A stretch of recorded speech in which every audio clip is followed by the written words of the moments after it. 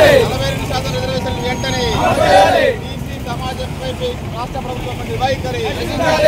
రాష్ట్రంలో కాంగ్రెస్ పార్టీ అధికారంలో రాకముందు కామారెడ్డి బహిరంగ సభలో బీసీలకు స్థానిక సంస్థల ఎన్నికల్లో 42% రిజర్వేషన్ కల్పిస్తామని చెప్పి ఎన్నికల్లో హామీ ఇచ్చి తెలంగాణలో ఉన్న బీసీ సమాజం ఓట్లు పొందాక మళ్ళీ ఈరోజు బీసీల మీద కవట ప్రేమిస్తూ ఇలా బీసీలకి ఏం చెప్తుందో అర్థం కాని పరిస్థితులు కనపడతా ఉంది. ఇలా బీఆర్ఎస్ శాసనసభలో బీసీ బిల్లుకు మద్దతు తెలిపింది.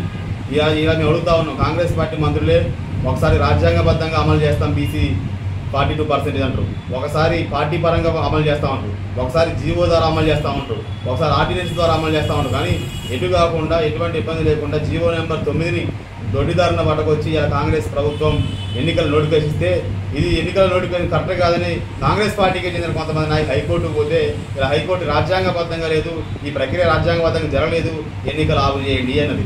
అంటే ఇలా బీసీ సమాజాన్ని కాంగ్రెస్ ప్రభుత్వం మోసం చేస్తూ ఉంది. ఇవాళ బీసీలకు ఇస్తున్నట్టు వాటా ఇవ్వాల్సిందే, 42% రిజర్వేషన్ కల్పించాల్సిందే.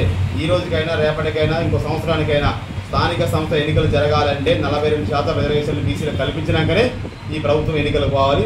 అప్పటిదాకా ఎన్నికలు పోకుండా ఉండాలని పొరపాటున మరి పాత రేషన్ పట్టుకొచ్చి ఎన్నికలు పోతామంటే తెలంగాణలో ఉన్నటువంటి 2 కోట్ల బీసీ సమాజం ఒప్పుకోదని ఖచ్చితంగా కాంగ్రెస్ పార్టీ తగిన మూల్యం చెల్లించక తప్పదని తెలియజేస్తాము.